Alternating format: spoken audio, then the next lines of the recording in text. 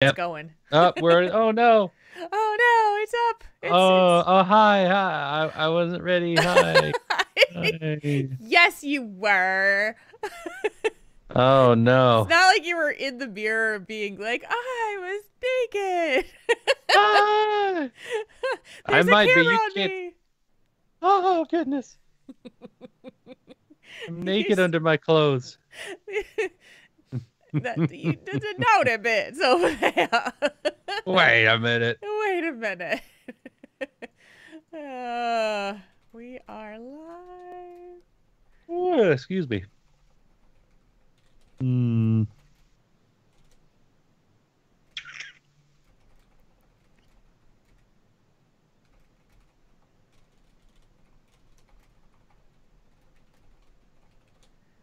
Just Treating the going D's. through these, trying to grab a couple more. Sure. Sure. Hi, Solomio. Happy Thursday. Happy Thursday. Happy Thursday. It is Thursday. This whole week has just felt very odd in terms of timing, but um every day I'm like, "Oh, today's what day? Like what now? Who what? What day?" Yeah, that's kind of how I've been. It's just the last week's been a blur. Mhm. Yeah, it's all the blur of the days, but yeah, we got like we got all this snow on the weekend, and then the next day it was nice and sunny and 30 degrees or so, so it started melting. And then this whole week every day it's been like 40, 42, 45 and Uh, sunny, so everything is starting to melt. But I oh, took a video of me standing out in my yard um the day after the snow fell, and the snow piles are taller than I am. I'm five foot goodness. five, and the snow piles are taller than me. So I was like, that is a lot of snow. But That they've, is a truly titanic amount. yeah. So it, well, and it's all like, it becomes an issue because you can't see around corners when you're driving because the piles are Yeah. so high on every corner. It's just kind of nuts. And so you have to be super careful when you're going into any spaces that have a turn that's blind because you don't know if there's somebody on the other side of that pile. Yeah. Oh, yeah. So yeah, it gets a little dicey, but as every day has gone by, the piles are getting shorter and shorter because it's melting fast. So um it's all week. It's gonna be like in the 40s. So I'm like, yay, this is nice. And I drove around for a bunch of time yesterday looking for venues to stream Overwatch League for future meetup that's happening in a week and a half. And so I was like windows down, even though it was like 45 degrees. I'm still like, fresh air. Oh, I'm like, yeah. fresh air. I don't care. It's awesome. Fresh air, don't care. Fresh air, don't care. Summertime in Minnesota. Exactly. Exactly. Mm-hmm. Hi, MacGyver. Hi, Dad. Hello, everybody. Hi, everybody. So it was just like, hi, Mighty Mike. It is. It's like all of a sudden people are like starting to venture out. I saw people out running outside, running. It's like, I don't even know why you would try to run, but 40 degrees. Hi, Carolina. Hey there, Carolina. It's absolutely frigid. Okay, honey. Now, okay. You came from Pittsburgh. Like, you know when the thaw starts to happen. And it starts to, oh, Kaya, how is your Oh, procedure? I hope you're okay. yeah. Hi. I'm so glad you're talking to us from the medical center. Short weather.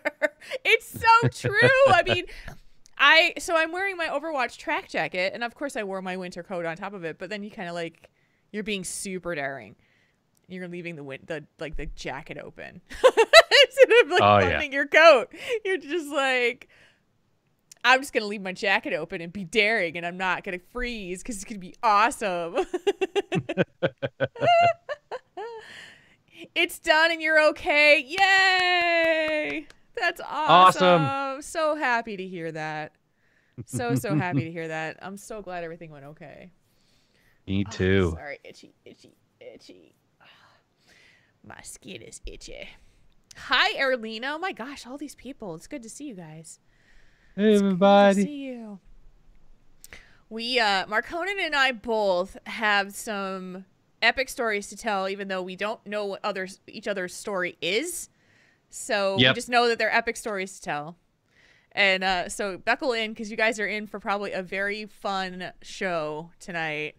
Because, and our topic is not fun. It's going to be very heavy and very serious, but we will balance that out with some brevity and fun and silly, hopefully. What emote is that, Kalani? Oh, Looks like a cat in a box, or it no, it's looks. not a cat. That's not a cat, is it? He's just saying he's lurking. I think. I can't. Ah. I think he's saying he's lurking. So. Oh my goodness. So yeah, we've got stuff to tell you guys. It's a cat in a box lurking. Oh, okay. So it is. So is that like a? Is it a cat? I can't tell. Oh, okay. Maybe it's like sticking its head. Is it upside down? Maybe. It doesn't look like a cat on the box though. Unless it's upside. Yeah, that's weird. So I told Kalani this week something popped up in my feed and I was like, I needed to send this to Kalani ASCP because Kalani is a huge fan of the game Monster Hunter World. And in Monster Hunter World, you get a little companion that's a cat. It's called a palico, and it's so it's kind of a humanoid cat in a way.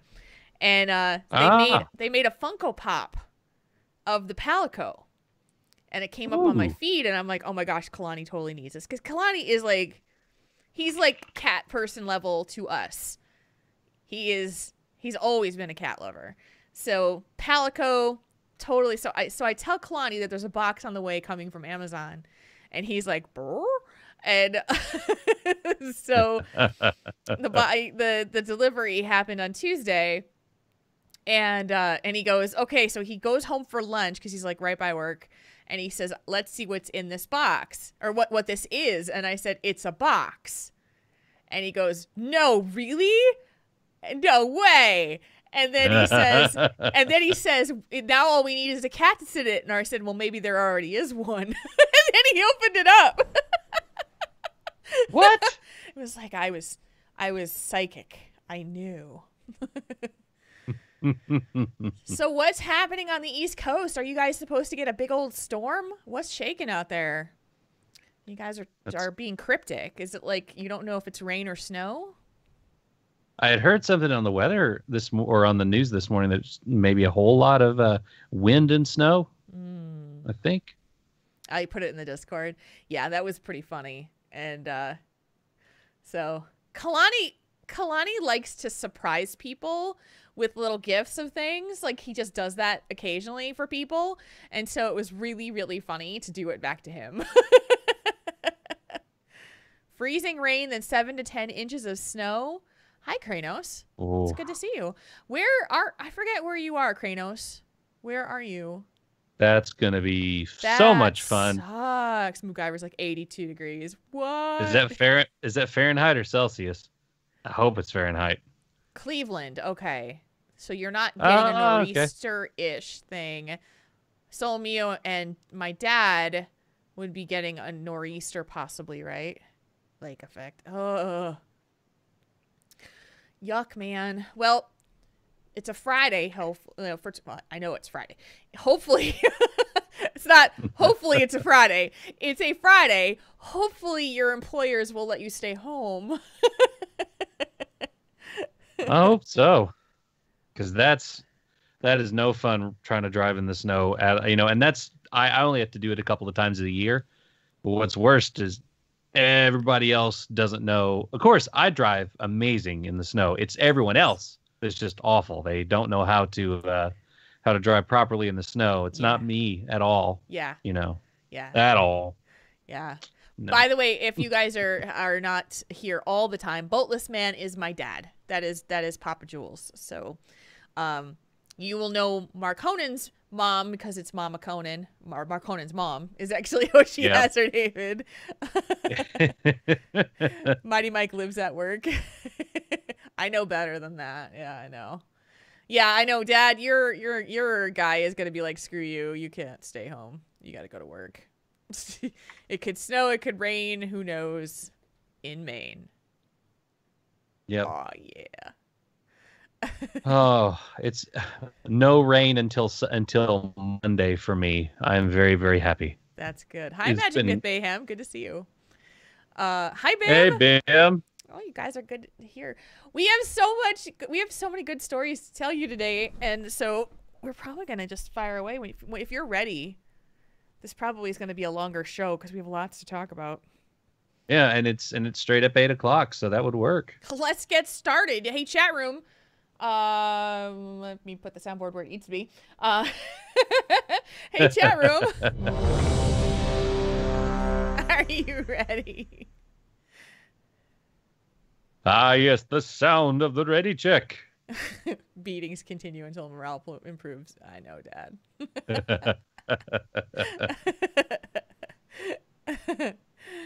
It's good to see all you guys here. That'd be awesome. We're excited. Fair warning for all the folks who just came in as we were going through tonight's topic is heavy. It is a very heavy topic, so be warned.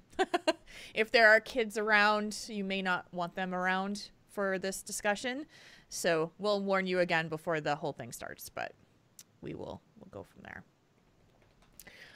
All right, Marconan, are you ready? I am ready. And I am ready too. Chat room is ready. They're looking for a tank. I'll get on my paladin. Jeez. I'll go get Brigitte, and we'll just do. I cannot wait to play her. She looks so badass. Oh, she looks so good. I'm so excited for that character. Oh, a tank and a sword. I like. She's a paladin. Okay, episode 262 records in 3, 2, 1.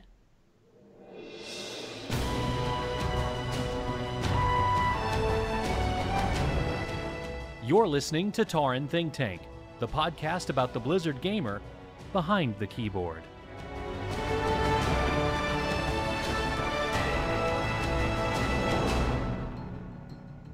It's episode 262 of Tauren Think Tank. Today is Thursday, March 1st. It's the 1st of March. We made it to March.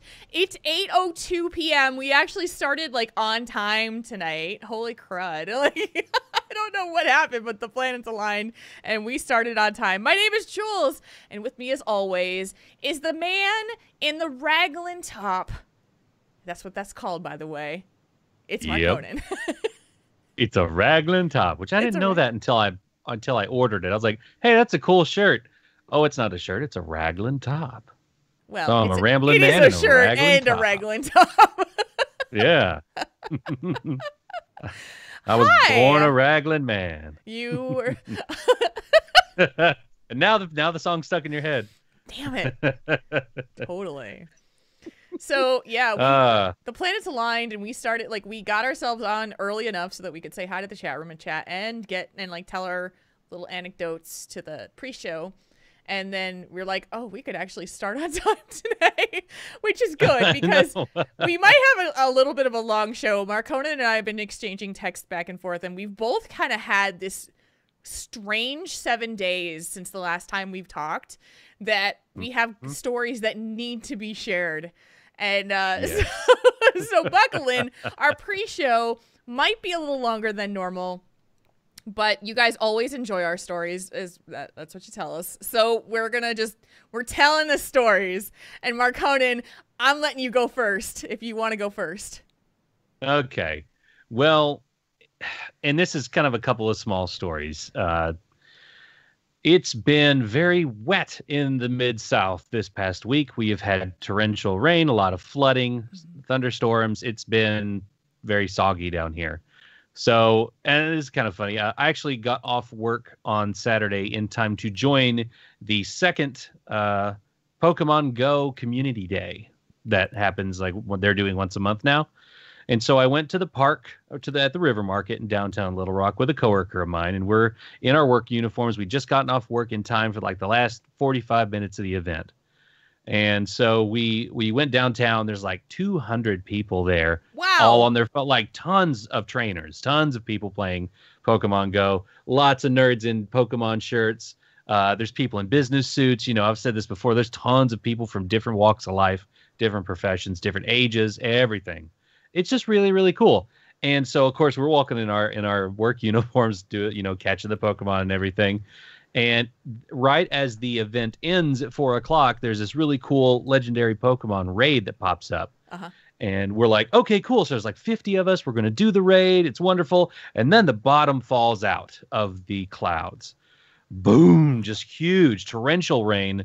We're underneath an overpass, and the wind is blowing so strongly that like there's no dry spot. It's just this water's going sideways, and it's just hitting us. So there's 50 people crowded behind one singular like cement column holding up the freeway. We're all like huddled around trying to stay dry. And of course, both my coworker and I were smart, because when we parked 2 blocks away, we were like, we don't need our jackets. We don't need anything. We'll be fine. It's not raining. It's just really windy. So then we had to walk back and out of the park and through downtown. Took like it's like a 10-15 minute walk in torrential downpour. We were soaked to the bone. No. Yep. And that was a lot of fun. All for Pokemon raids, man. You took it for the team. Well, and we had to hurry because, we worked until, 3:00. So we're like, hey, we've got time. Let's hurry and finish this. And, oh yeah. And Kranos asked me if my phone was okay in the chat room. It was. I kept it I had it shielded pretty well, and I've got a good case on it. So it was fine. Yeah. Me, not so much, but you were soaked. I was. And then the rain kept falling. So, comes up to Tuesday. There's Tuesday morning. There's a little break, and this is the main thing. And yes, Magic Myth Mayhem, I did win, and I did catch the Rayquaza that I was going after. So I did catch the legendary Pokemon. So it was worth it. Yes, it was. It was very worth it. But anyway, so we get to Tuesday morning, and this is the big story here. And so I back out of my driveway, realize something's not quite right. So I pull back in, look, sure enough, my front right tire is flat. No. Like not a little like as a pancake, just flat. Yeah. And on Tuesdays, my wife she rides with her mom to go to work. So her car was free, and I was like, I've got to go to work. Almost running late. It's still kind of rainy. So I get she lets me borrow a set of her keys. And I'm like, okay, cool. I'll pick you up tonight after you get done at work. Great. We've done that before. It's awesome. Yeah. So I get, through the course of the day, it's a regular day. At the end of the day, I'm like, my right front pocket's a little light. That's the pocket my keys are in. My house key, the only set of my car keys, and my wife's car keys. They are gone, gone. Oh my gosh. Gone. I realized this about 4:00 when I get done with work. So I tear my work vehicle apart looking for them. I tear apart my coworker who I rode with part of the day's truck apart, tore apart. Went to the bag, looked around. I checked in at work. No one had turned in anything. I looked everywhere I was. I even called another store that I worked at for part of the day. They hadn't seen them. And so, and of course it's torrential downpour all day. Oh and gosh. I even start combing the parking lot just in the rain. Now, had you Again. been to clients' homes too? Yes. Okay. Yes. And at this point it was 8 or 9 o'clock at night, because I am beside gosh. myself trying to find it. So I'm searching for these keys for near on 5 hours. And then it gets to the point, it's getting close to when I have to pick up my wife. And I'm there at work with her car with no key. And so now I have nowhere to go. I can't take my work vehicle home. Pretty soon she's going to have to get picked up from work. So I call her mom, and she comes and picks me up. And then we go pick her up. And so beforehand, I go upstairs to where she's at, and I walk up to her. I'm like, hey, hon, had a really rough day. I can't find my keys or your key. So we're going to have to get your spare to get your key out. Yeah. And then she looks at me and says, my spare set of keys is in the back seat of your car. No! Yeah. Right? Oh, So no. yeah. Oh So, my God. So thankfully I get to borrow my wife's grandfather's truck. He's nice enough to let me borrow it so that we have a set of wheels. So I pick up that truck and I come back to the house. And then I stand outside in the rain for the better part of an hour and I break into my own car. I jimmy the door open. I'm able to unlock it. Of course, the alarm goes off for a little bit, Yeah. but I break into my own car. So then I can get my wife's keys out of the back seat. And neither of us, I hadn't eaten all day by that point either, and neither really had she. And this is past 10 o'clock at night at this point. Oh my gosh. So then we get her keys, and then we drive a half hour to work. We get her car, and then we go home. And I get to bed about 2 a.m., and then I can't sleep. Oh no! Oh gosh.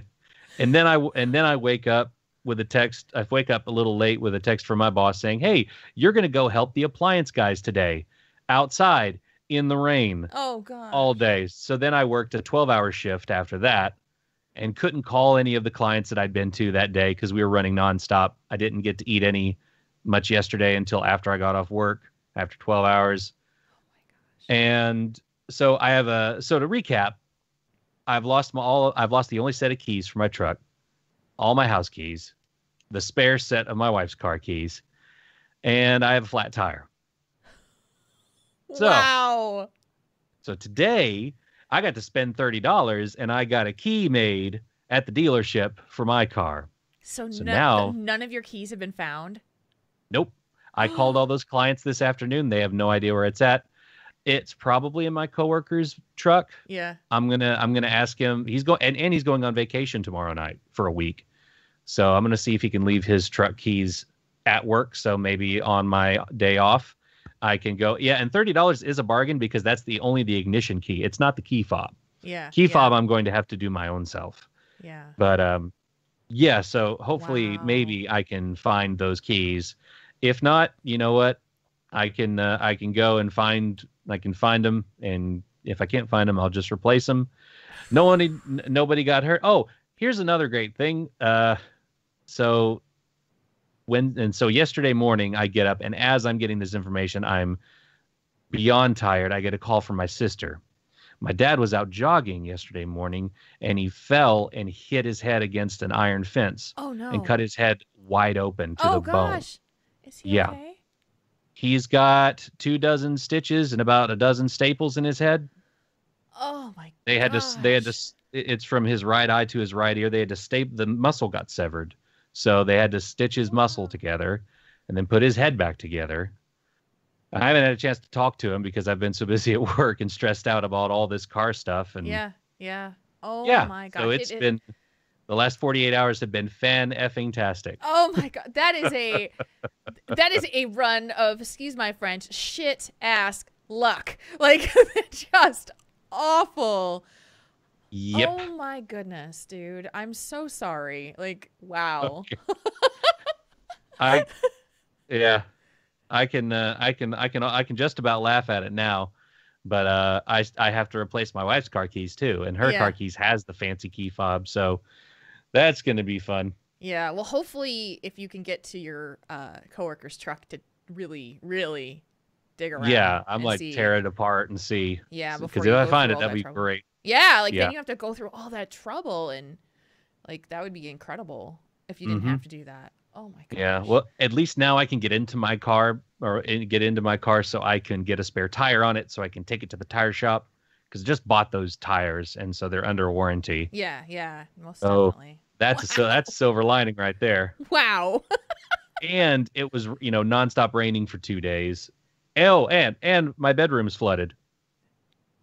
Yeah, it flooded yesterday and flooded throughout the night. So yeah, And it's there's been just- a wonderful couple days. Oh my gosh. Okay, so you've taken your share of awful, as my father put it in the chat room, Murphy's Law. And Yeah. wow. I'm not complaining. I'm just letting you know You're what a crazy venting, and few that's days okay. it's been. It's been a crazy few days. Yes. And like I was Wow. talking to our friend Bim yesterday, and she was like, "I hope you're having a good day." And I'm like, "No, but you'll hear about it on the show. So just wait, because I don't have to say it twice." Right? You're not like telling that story more than once, but holy Yeah, moly. and Erlina sums it up pretty accurate. She said, "When it rains, it pours." Yeah. And yes, it does, figuratively and literally. Well, here's hoping that this is the end of it, that your keys will show up in the coworker's car I work sure truck hope so. tomorrow. Hopefully. I Tomorrow's sure when you hope can so. check. No, because he actually lives an hour away, so I have Okay. to drive there to go see. But I'll do that on my day off. Yeah. One silver lining though Mm. for this is Monday I got to go back home and I got to sit in my old studio and record the tribute show for my friend Jim's radio show with his son. Oh, yay. How did that go? And it went really, really well.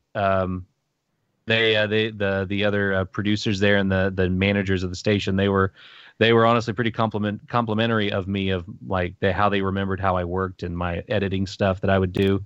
I would make crazy little promos for him based on whatever, you know how like the stuff I do for the show is that kind of vibe, that kind of funny stuff. And so I didn't even think about it, but they were like, yeah, go make a few promos for it, because it'll be a few months before we air it.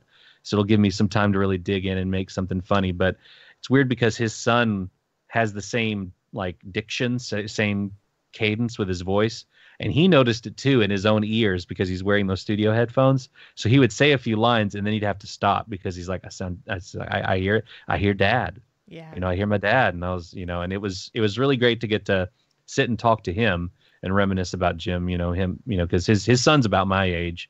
So we got to really just kind of talk about him. And the studio has not changed a bit. That it's the only studio that hasn't been updated since I left. And I left, goodness, 8 years ago now. I left 8 years ago this summer. And that's the old record player's still there. Once I sat down and had about 5 minutes, I was like, oh yeah, I remember this, and just got to do it again. And it was really nice. It gave me a lot of good memories back from when I was sitting there right across the bench from Jim. It was really cool. That's awesome. So yeah, they should air that show here they said weeks to months. So I've got a little time. I've got to edit it, but laid everything down. So that was the highlight of my week, was getting to do that. But then every day since Monday night has been just a real S show. Yeah, and with very good reason. Yes. So with that out of the way, Jules, I've been looking forward to this story for near a week now. So yeah, I'll take it away. Okay, so yeah, it's almost been a week now. I said last show that I've been having issues with tension, really bad tension in my neck and shoulders, and I also carry it in my jaw too. So I was given a gift certificate for a massage at a place here in town that I'd never been to. It's a combination of a salon and spa. So, I was like, okay, well, check this place out. And so I've gotten massages in the past, and you get a feel for like what you're supposed to expect when you get a massage. Mm-hmm. And so they sit me in the waiting room after they get me checked in, and the woman the door opens, and this woman says, "I'm looking for Jules." And I said, "Hi, I'm Jules." And she shook my hand, and she said, "Hi, I'm Susie." And I looked at her and I'm like, "You're my massage therapist?" Now I'm going to admit that I'm sad that I did that, but here's why. Okay. She was wearing this baseball cap that was white with like studs and sparkles all over it. And she had like this long braid that was going around the back. And she was just like, her energy and her approach was like super frenetic. It was like she was just like in your face right there. And usually when you talk to a massage therapist, they're very calm, soft-spoken, and they'll just be like, are you ready? Do you need to use the bathroom for anything before we get started? You know, that's usually how you are introduced. They want to. This woman was like, she was like Joe Pesci in Lethal Weapon. Okay. She was so much like this. And I'm starting to get like freaked out. She goes, okay. So let's talk about what's going on. What's going on? And I'm gesturing to the camera right now. She's like shaking her hands around my face, like and her own around face. Your face? Yeah, Oh, and her own face. Like she's right there in front of me. And so I explained to her how I had this car accident a couple years ago. I get this really bad tension in my right side, and I said, I want you to work on, and I said this specifically, I want you to work on my shoulders, my neck, my jaw, and my scalp. I think that's where I would like to have this focused on here because I really just want to relax and get rid of this tension. And she says to me, okay, well, do you sit a lot? And I said, do you sit for your job? And I'm like, yeah, I do. I'm at my computer. She goes, oh, we have to check your feet. We have to check your feet because it all starts from your feet. And I'm like, okay. That's a show title right there. It is. And then she starts rattling off. Like I haven't even gotten undressed and on the table yet. And she's telling me about like all these different products that I need to go across the street to go buy. You've got to go get this cream and you've got to go get this ball and and I'm like, can I just get my massage now? So anyway, she leaves and she says, we'll start you face up. And so I get under the blanket and, you know, she comes in and she starts working on my shoulders and stuff. And then she gets to my jaw and she gets like underneath my chin and she goes, oh, that's bad. And I'm like, yeah, she's like, oh, you gotta, and she starts then rattling a whole bunch of like different stuff that I needed to get. And I'm like, okay, all right, okay. And then she turns and she sneezes off the side, which is fine. I mean, she goes, Achoo! Oh, I'm so sorry. I'm so sorry. I didn't mean. Sometimes I do energy work with people, and when I touch them and I experience a lot of energy like you have, it makes me sneeze. Well, alrighty then. And then she says, now she had put an eye mask on me. I forgot to mention this too. She put an eye mask on me so I can't see anything. Oh. So then she says to me, I'm going to do some energy work on you now. What? Oh, okay. Like, what is this, right? And so she just like stops touching me and I feel that her hands are like right above my face. Melt my hands. And I'm just like, oh my God, what is going on? And it gets better. I've heard. Yeah. Oh boy. It gets better. So then she has me turn over because now she wants to work on my shoulders. And she starts to work and she's like on the back of like my shoulders. And she goes, now I have this machine. that I think is going to be good for you. And I'm like, huh? Like I've never in my experience had a machine used on my body for massage. And so she starts like she's working on like the part like by my tailbone and stuff, and like that hurts, and then she's working on like behind my knee and then by my calf, and I'm like, ow, like that's not what I wanted. She's like, okay, I'm gonna bring out the machine. This thing, I don't know, I have no idea what it looks like because I'm on my face. I can't see it, but it had wheels. And it rolled from my back over my butt down to my feet, and it made my teeth chatter. So I'm laying there and my teeth are going, "Arr!" And I'm like, what is happening right now? And she just kept going up and down my back with this machine. And then she gets done, and I'm reaching, like, she gets done, and I'm reaching behind my back because my skin itches. Right? I'm like, and she goes, "Are you itchy?" I was like, "Yeah, I'm super itchy." And she's like, "Oh, let me scratch your back." So she takes her entire body, and she's scratching up and down my back over the sheet. She's just scratching my back. And I'm just like, what is happening? What is happening? I don't understand. So, not the relaxation experience that I was looking for at all. I'll say. I was just like, I was so beat up after this experience. I don't know what that thing did to me, but it was like my entire back and my butt and my legs. The next day, I was just like, holy shit, man. I hurt more than I did when I went in. Thank God this was a massage, or the gift certificate, because otherwise... and Bim says she needs a negative Google review. I wrote to the salon, and surprise, surprise, they haven't gotten back to me. But I did give them a full review of exactly what happened, how she didn't listen to what I wanted. I have never in my life experienced something like this, and it was just, the sneeze was probably the weirdest thing I have ever heard.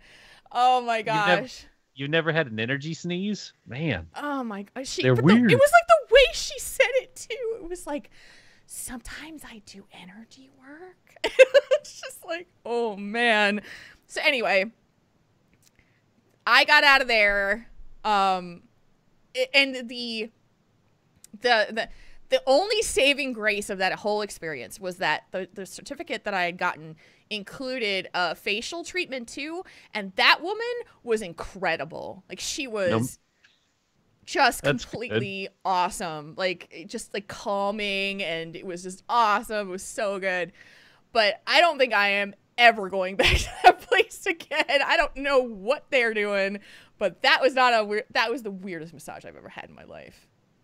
It sounds like it. Did you get the massage first? Yes, I had. Okay, good. So yeah, you got to end on a high note. I did. Because I walked That's out of there good. because my face was like all moisturized and awesome, and I felt really, really good and relaxed after that. And I'm like, man, that first experience, if that was the only one I had, I would have been pissed. Like, yeah. And now I just find it funny. I can't imagine where this woman went to massage school. I just don't know. But maybe she stayed at a Holiday Inn Express last night. I was wondering. She said she was new, so.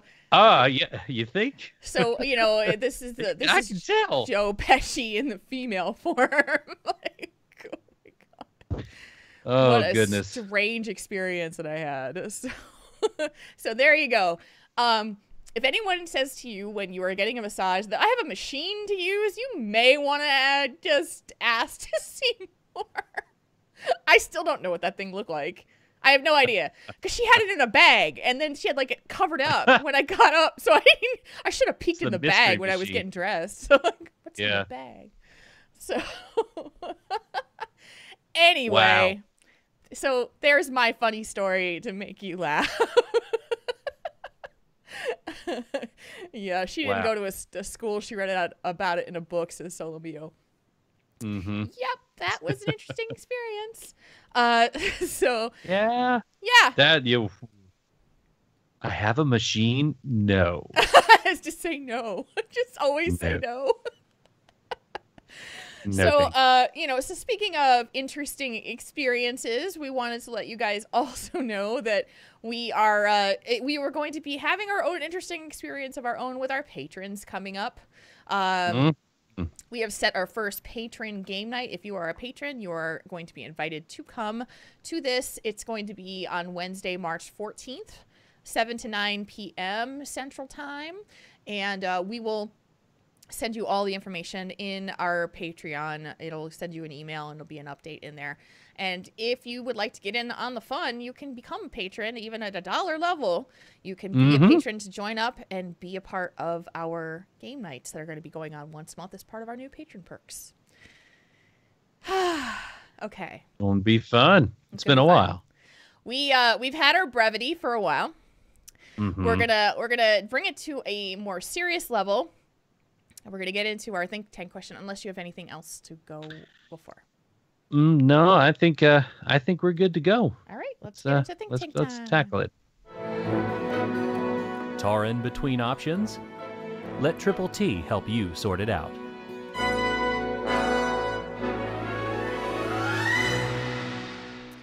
I am going to give a disclaimer before we begin the reading of the letter. This is going to be a heavy and serious topic.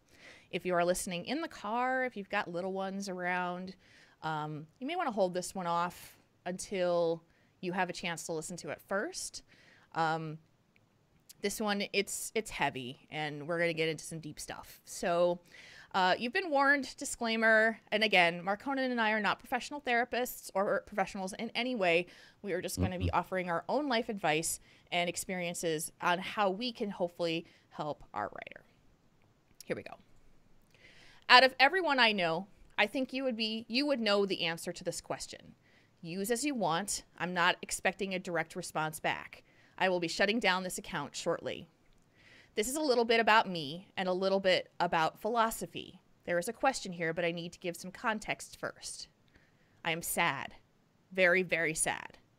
There are days I do not want to get out of bed. I struggle to meet day-to-day needs, even knowing I have many people relying on me both at home and at work.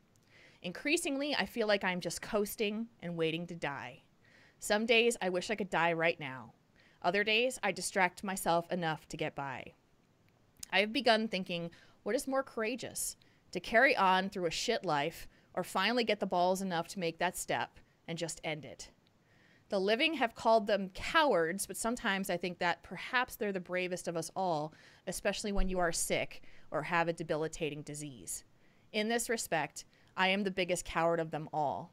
I am too afraid to take that step. It's possible I'm not ready yet. I know with certainty that I need help.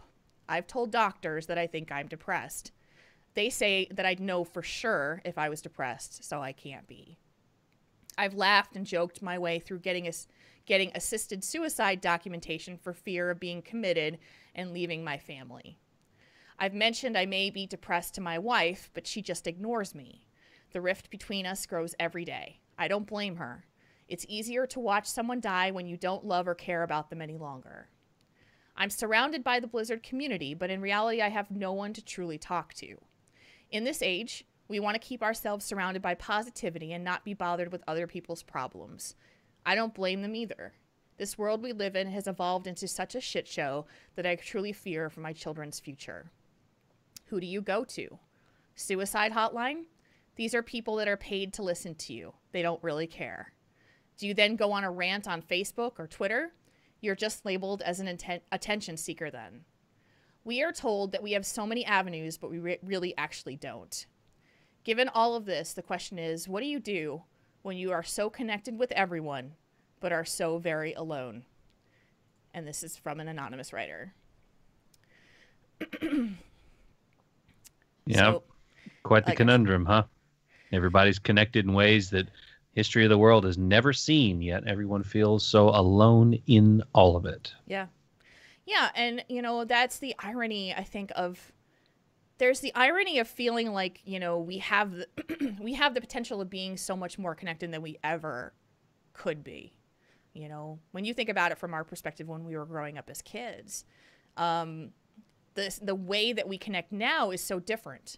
And it didn't exist then. We didn't know it. It wasn't part of it. The avenues were fewer. But it doesn't change the fact that I think that the problems are still, like, the fundamentals are still the same. We have the ability to connect, like, when I count, like, there's probably, 10 different ways that someone could reach out to get in touch with me through social media and different avenues, email, phone, text, snail mail, all those things where people could get in touch with me. But it doesn't change the fundamental fact of the fact that if you don't feel like you can, or you don't feel like you're worthy enough to do so, it doesn't matter how many avenues you have to reach out. You're still going to say it's not possible. Yep. You don't consider it an option. Yeah. So I've been talking and reading, so I'm going to open the floor to you, and I have a lot of things for this. Yeah, and there's a lot to unpack in that. I mean, I just feel there's so much to put that question into context that I don't want to just leave all of it out of the discussion, Yeah, well, but I think that the place that I want to start then is that you took the time to write this. Yeah. You took, I mean, most likely this letter took you at least half an hour to compose and put thoughts together, probably a much longer. Thinking about the intention of sending the letter into the show, thinking about how you would say the things that you wanted to say in the letter, and to pull your thoughts together. And so that in itself means a ton. The action of doing that means that you're willing and wanting to still be here. Yeah. And the subject of suicide is really such a tough one. It's something that I've dealt with personally as recently as a year ago. And I'm not going to say that everybody's experience with that idea is the same, because it never is. Like our writer put in, there's people that have debilitating diseases or sick, and and there's all these things, all these reasons why people think of that as an option. But it's so hard to think about how people, I mean, to get to that point and actually go through with it, you don't see, and you don't, I'm trying to put my brain around it. Yeah, I know. And how to say it properly, I can assist here until you're ready. So I'm going to do something that I wouldn't normally do. But I'm going to do it because I feel like this is somebody who needs to hear it. And I think you need a little tough love, writer. And I'm going to give it to you in the kindest way possible. You're giving us a lot of excuses why you can't get help. And the thing about getting help sometimes is that you have to be willing to fight for it. And when you talk about the suicide hotline, people being paid to listen to you, I don't know many people in their right mind who would actively take a job of that nature without having some immense amount of compassion and willingness and desire to help. I mean, yeah there's going to be people out there that are going to be, going through the motions. Yeah.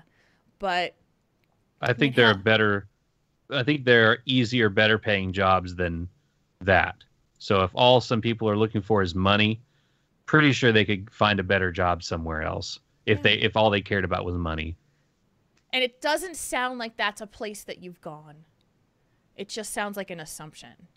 Yeah. That these people are going to just not listen to you, or they're being paid to listen to you, and how can they help me?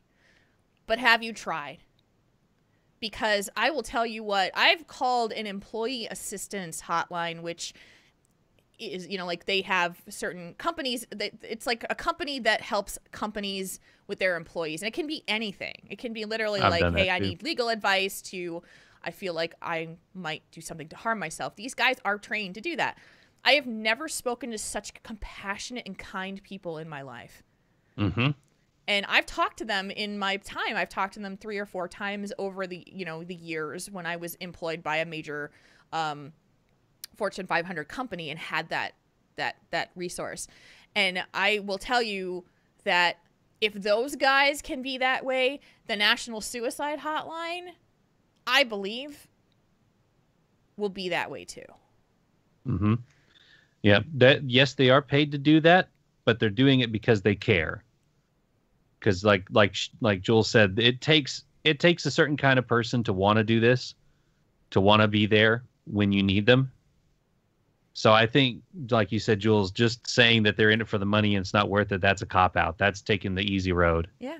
I mean, and I'm not trying to be harsh. I'm trying to be truthful because I think that our writer needs to be challenged to live. And that is what I'm saying to you now. I challenge you to live. I challenge you to fight for your mental health, for your kids, for your family. Even if your marriage is no longer viable, even if that is not your future, your children are. Mm-hmm. They are worth it. And so, when I read this email, and I've read this email a number of times, and it just felt like, it felt like this writer, and I don't know who he is. I don't know who you are. Maybe I've met you sometime along the way. Maybe you're in my chat room right now. I don't know.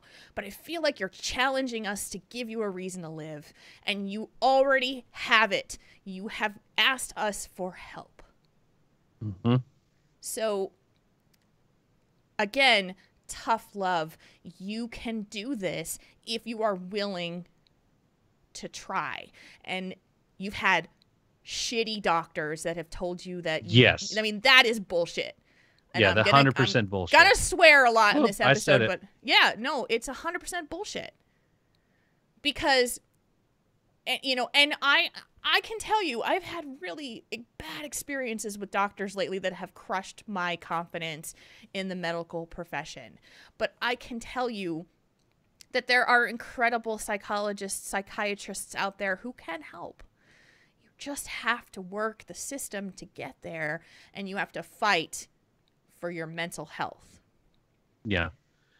It is something worth fighting for too. You've got, I know, there is that stock line. You've got so much to live for. Why are you thinking about this? But there's a bit of truth in it. You do have a lot to live for. I know when we get to these points of depression where we think when you're sad and you're depressed and you feel lonely and unloved and you just figure it'd be easier to end it all.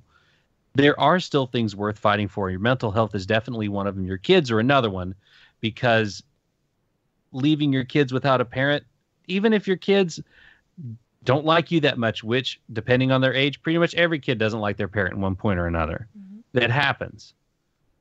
But having them grow up without a parent is one of the worst things that you could do to them. And I know when we are depressed, we don't care about what other people think. All we care about is how we feel, our hurting, our sadness, and we want it gone. However, whatever means to get it out of here, we want it gone. Mm-hmm. So saying you've got so much to live for, that's kind of an empty line because you can't see it. Depression is a gigantic wall in front of your face. It's blinding you to the rest of the world and the rest of your life that you still have. And you're peeking through, because if you weren't peeking through, you wouldn't be talking to us right now. You wouldn't have written this letter. You wouldn't have gone through all the ideas. You've thought about it. You've thought about all these options that you might have, like the crisis support line. You've gone to doctors. You've showed some initiative. You are willing to fight. You have put forth some effort. What we want you to do is keep putting forth effort. You have started. We need you to finish. We need you to finish in your journey to come out of this and to start thinking about the ways that your life can be better. Yeah. The ways that you can start to climb out of it, because it sucks and it is dreadful and it drowns you. You will drown in it. Yeah. I know. I felt this way many times, but I just try and focus on the things that are good in life, even if they're not personal to me. Mm-hmm. Things that you like in life. That's one thing that like my really awful day on Tuesday, really, really awful day. And I don't know where you stand, writer, on you talk about philosophy. I don't know how you think religiously or metaphysically, but when I was driving in my grandfather's truck, things were still just gone to crap. I just started saying, thank you for this. I was like, God, thank you for this thing that happened today. I woke up. All the small things that we tend to take for granted in life, I took a second and I slowed down and I concentrated. And we've talked about ways to, like, especially when we're very anxious and we're just, they've told us, earlier in other shows, we've like focused on one thing. What's one thing that I can look at, one thing I can think about, and then I can count what's 2 blue things in the room, what's 3 green things, and slow your mind down and focus. When you get depressed, it's just a huge wall and a blanket it's just vague and it sucks, and there's no like specificity to it. So I laser focused in on the things that were good, on the things that would help me. And that may be an avenue that you can go through, depending, I don't care about your religious affiliation. Concentrate on things that are good, things that you like in life, your favorite movie, your favorite song, that's a good song. I like that song. Yeah. I like this thing, and try, and that might give you a little bit of a handhold to kind of climb out of it a little bit and focus on some of the things and the reasons for being and the reasons for living. Yeah. Because depression is as Magic Myth Mayhem in the chat room said, depression is a liar. Depression will actually tell you that your kids are better off without you. It will tell you that. It will tell you that they'll be happier growing up without you if you just end it now. And that is a lie. Because if you ever read stories from people whose parents have taken their own lives, they are never the same. And we had one not long ago. Yeah. We had a writer write in. Their life was filled with questions, both him and his sister. Yeah. What did we do for him to do that? They blame themselves. Yep. And so the trick, and you're a very intelligent man. I can see that in your email. You're smart. You know what's going on in life, and you have to sometimes remind yourself in the logical sense and using like straight on logic that this is a lie that my brain is telling me, because it's so hard sometimes to not be able to distinguish that. The other thing I want to focus on too is that you said you need help. You also need help to learn to love yourself and to think of yourself as a good and decent, worthy person, because there's so much self-berating going on in this email about how worthless you feel and how worthless you think your wife thinks you are. And, this is awful stuff that your brain is doing to you.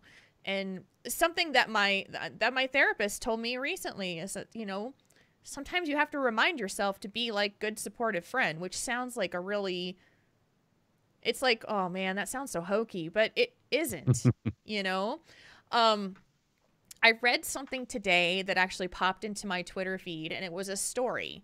It was a story of someone who had been going to therapy, and they had this really awesome therapist who said that he has a new tool for helping people recognize when they're using negative language about themselves. And so he gets up and he goes over to his desk. And so the writer was like, okay, whatever. He pulls out a Nerf gun. And he points it at the writer.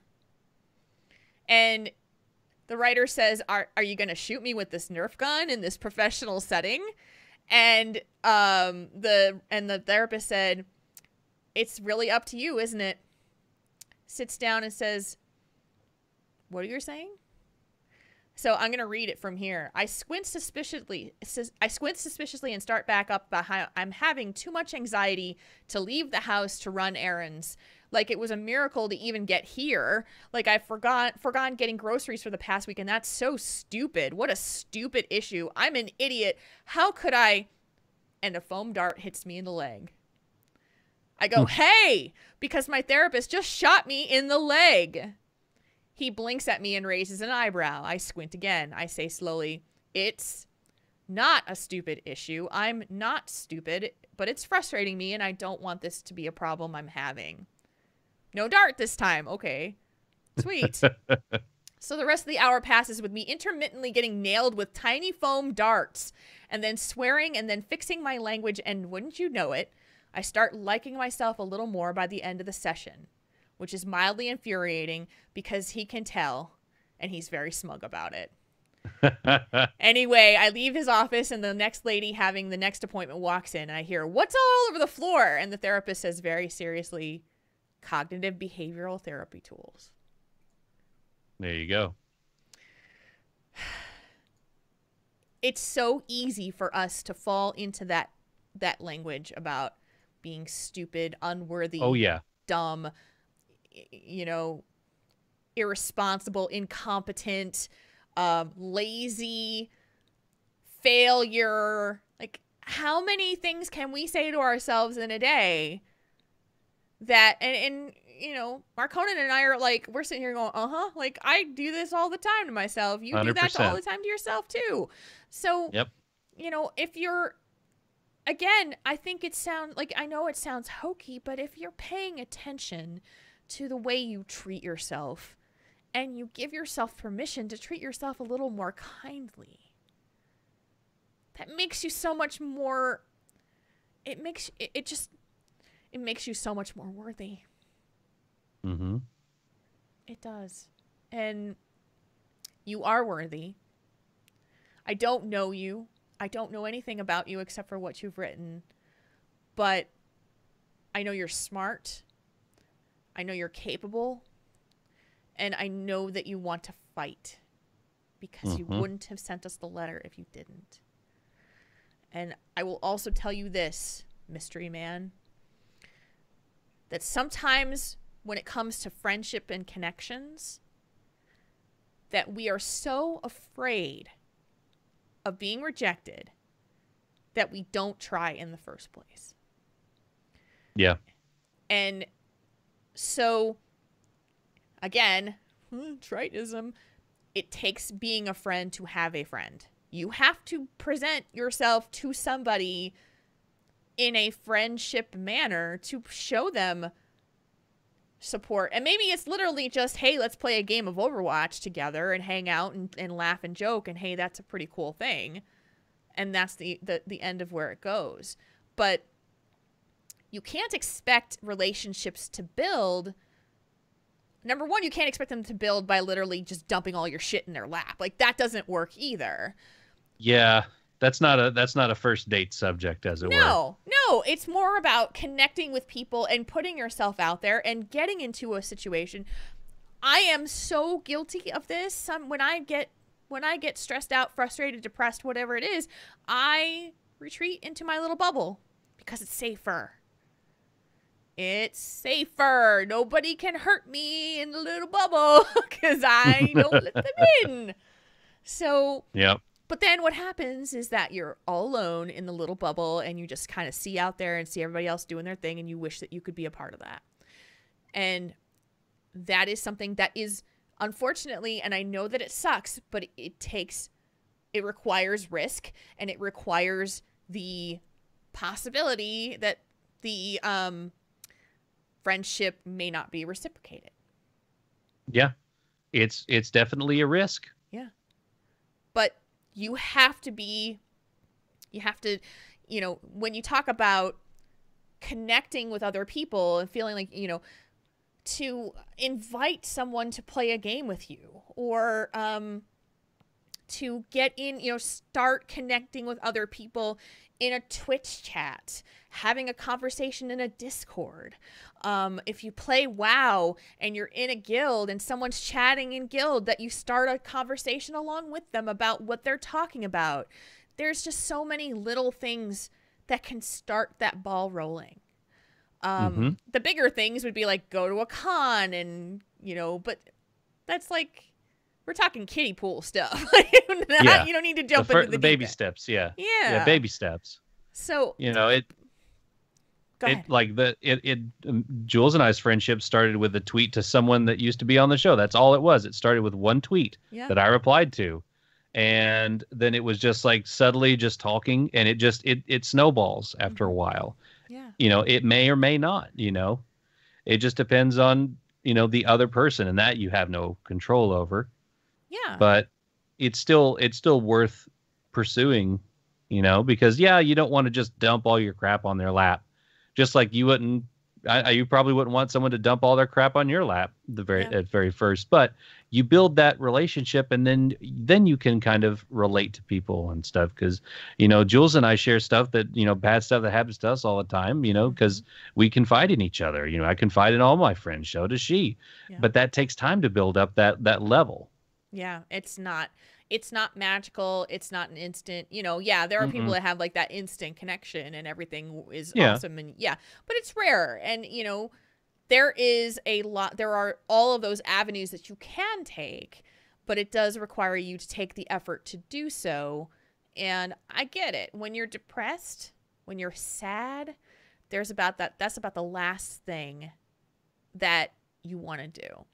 But sometimes it's about making yourself uncomfortable to get a result that's different than what you've been dealing with up until now. So like and this is by no means in comparison to what you're going through, but just an example. I don't like dining alone at a restaurant. It's uncomfortable for me. If I really wanted to get out of that and just go out there and enjoy it, I would make myself uncomfortable and go and do it and see if I could break through the discomfort to actually enjoy myself to do that thing. So you most likely will have to make yourself uncomfortable in order to break through the habits that you've built up to this point. So that is something that, I can most definitely say, it sucks. You don't like the feeling of it. No. But, and sometimes you will fail. Sometimes you will not connect with people, or you'll put yourself out there and nobody will respond. And then it's like, well, see, I told you so. That means nobody wants to like me. Well, yeah, not necessarily. No. No. So it's just there has to be some effort given too on your part. Yeah. And I think you're strong enough to make those efforts because you were strong enough to write us in the first place.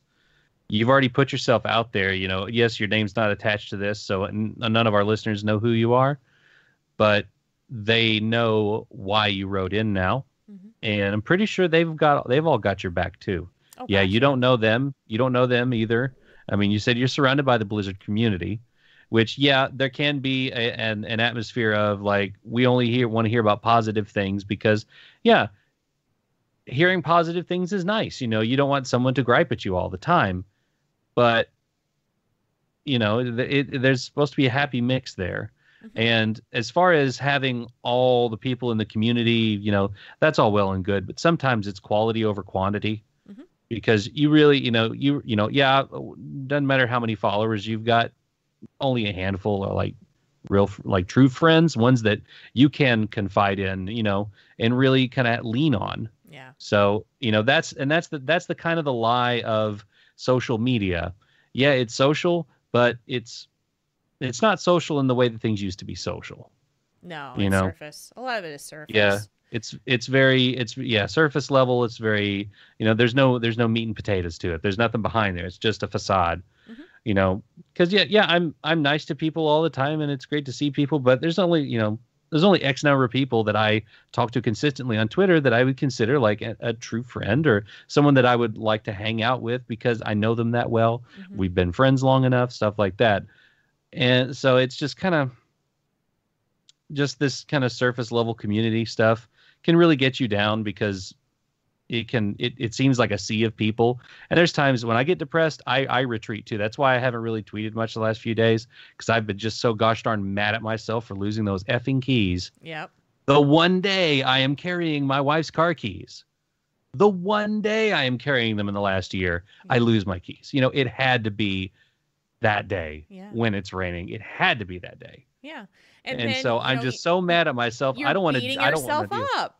Exactly. And I don't want to deal with. Yeah, I am really horrible at doing that. But whenever I'm in that funk, I don't want to hear about anybody else's funk because that just makes me feel bad and worse. And I don't want to gripe online too much about it because I get in that mode where I'm like, people don't want to hear me complain because that's kind of atypical of what I usually tweet about. That's why my only tweet was like, today was a day. Yeah. That was it. It was Yeah. very vague because I was exhausted. So it was, and so I retreat off social media when I get fed up with things. Or I get depressed. I don't want to see a bunch of other stuff. It's too much to keep up with when I'm so wrapped up in my own head. Yeah. Yeah. So, a couple things. Our chat room definitely mentioned our Discord server. We have a support channel in the Discord server, and that is a judgment-free zone. Yes. You know, it is a place where you can vent, and we may not be able to solve your problems, but we can offer you support and sympathy and empathy and all the things that, you know, will help, hopefully, you know, just to know. Or a lot of times what happens is somebody vents and then there's someone who kind of shares a similar story of like, I've been through this and I know how you feel, which really does help. Like it really does help. Yeah, it really does. I know that there are people who have private messaged people who have posted, just to offer them support. You know, I do that for certain people who I don't necessarily want to post it publicly if someone has posted something on social media that sounds like they're having a really tough time, but I'll just send them a message and say, hey, I'm thinking about you. I'm sending you hugs. I can't fix what's wrong, but hopefully I can let you know that I'm thinking about you. And you'd be surprised. I think we'd all be surprised about how many people care. When you think that they don't. The other thing I will mention too is if you do not feel comfortable, you know, you're thinking about suicide and you need to get some help now. If you don't feel comfortable calling, there is a text line out there now. It's called crisistextline.org. And I want you to consider that if you don't feel like talking to someone and you just want to text with somebody. Same thing. It's the same thing as the suicide hotline, talking to them on the phone. If you don't want to get on the phone and you just want to write it out on text, they do that too. So I just want you to fight for your mental health and to fight to stay here and to continue to fight for your life.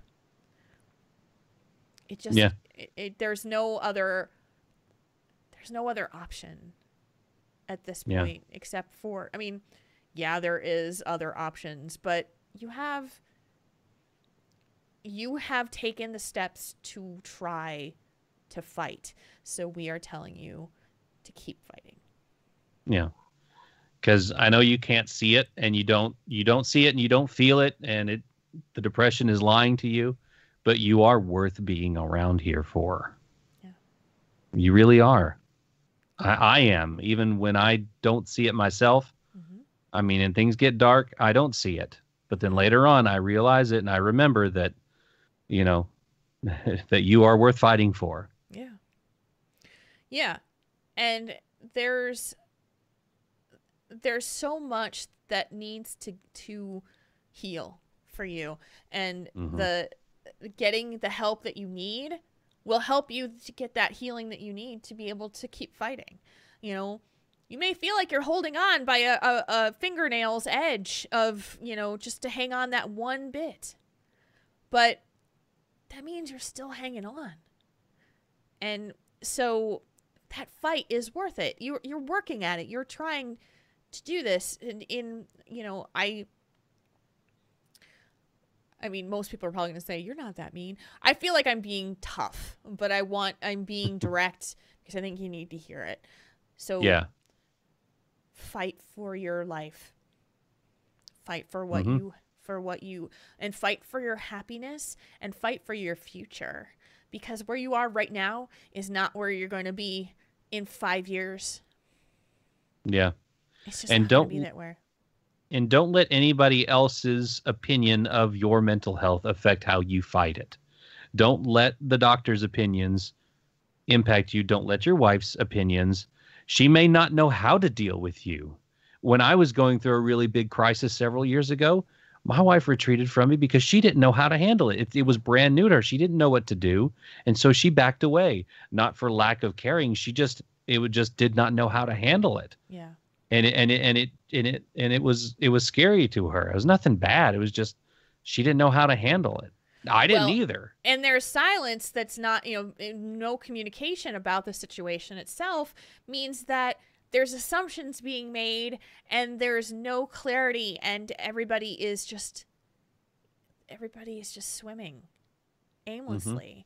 So, your marriage is suffering and that needs to be addressed. There needs to be either some healing or some closure on that.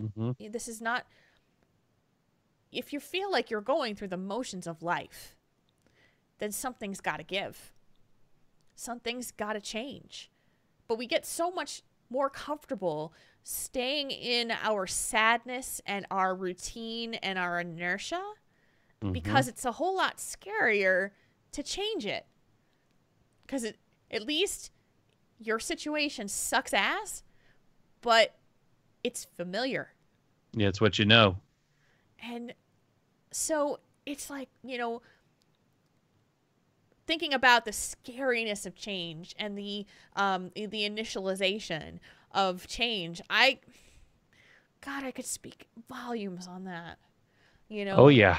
Living in complete and utter unhappiness, but it was better to stay that way for as long as I did than it was to try to acknowledge that there were problems, because those problems were so severe and so scary and so painful and so hard to deal with. But you fight through all of that and get to the other side of it. I can't tell you how much that makes happiness sweeter. Like, I can't tell you how hard it is, but it makes me emotional because I could have stayed that way. I could have stayed where I was. And I didn't. And I'm so glad I didn't. Yeah. When you're on the other side of it, you can truly see just how strong you are. Yeah. Because you fought through all of it. Yeah. You fought through it. You came through it. And now you can see, it takes a valley to appreciate the mountaintop. Yeah. Yeah. Because then you look back and see where you were and where you've come from and how far you've come. And it's worth it once you get to the other side. But you have to battle through it. And the battle is hard, and sometimes you just don't know if you have the strength or the energy to do it. But you will always be surprised with how much strength you have that you don't know. Mm-hmm. We think we're weak. We think that we're incapable. And you get put in that situation, and all of a sudden, you rise to the challenge. Mm-hmm. And so, I'm sorry that you're going through such a horrible time right now. Yeah. But we want you to fight. Yep. That's our message. So our challenge. Yep. We're challenging you to fight. Yes. And I want a letter in the future telling us exactly how you fought. Yep. Because I will tell you what, your battle will help other people in this community, guaranteed. It will inspire someone. It will make someone say that they can do it too. You can help other people. And there is little in the world that feels as good as helping someone through the worst shit of their life. Yeah. Helping someone change their life. So if that is one thing that can push you forward, do it. Yeah. Whatever it takes. Yep. Whatever it takes. Mm-hmm. Wow. Okay. Yeah. Ooh, I know. I mean, I knew this one was going to be hard, and it's just, it draws to the core. It hits to the core. So, if you guys have any comments, support, anything you'd want to share, your own experiences, please don't hesitate to send us an email, which is questions@taurenthinktank.com. I have to clear my head for a second. It's all right. But we are going to, you're in your car right now, you're at the gym, you're whatever. You need a little bit lightening of your mood at this point. We're here with a palate cleanser, and that's called Tell Us One Thing. And so let's smile a little bit and talk about some fun stuff about life. We'll do Tell Us One Thing right now. We read your submissions because reading your mind would just be creepy. So I came up with the questions this week. And so this is the first one that I have. What is a weird question you can ask someone to get to know them better? Something outside of the normal, safe conversation starters. And this one's pretty good. It's kind of meta. Us asking questions about questions to get to know people. It's very meta. So I like what you did there. Oh man, Broken Bones stole mine. He did? That was the one I was. Yeah, he stole mine 100%. But goodness, I would say what his is. I mean, we can see it. They can't say what his is. Well, his is Star Wars or Star Trek. Yeah. And I would add and why. And why? Because I want to know why you like those and why you appreciate them. Because I can't tell you how many times I've talked about that, and I'm a bigger Trekkie than I am a Star Wars fan, but I appreciate Star Wars and I enjoy it. And how many times I've gotten to conversations with people where we just talk, and then we start sharing ideas across the great divide between the Trek and the Wars, and it's a great conversation starter. It's a great way to get to know people. So I can totally see where Broken Bones is coming from. Another kind of backup is I'd be like, what's your couple favorite albums to listen to and why? Like what kind of music do you like and why do you like it? Yeah. Because to me, I can music's big for me, like I've said many times, and that helps me understand someone a little bit better, or on a more deeper level, is if I can get into their headspace for music, because that's how I like it. Yeah. For me, my favorite question to ask someone if I want to get to know them better, and I don't know them at all, is to say, what is the best thing that's happened to you in the last week? There you go. And like, it gets them, and they go, oh, oh, and then they, so whatever it is, it's something they're super excited about. It's makes them feel good, and then they're gonna dump a whole lot of information that you can leap off of to ask them more questions. Mm-hmm. So it's one that works really well for me when I want to get to know somebody better. But I will tell you that my biggest trick when I'm talking to somebody who is new and I haven't met and I want to learn more about them is to be listening super closely to the little things that they drop in between a story that they're telling you.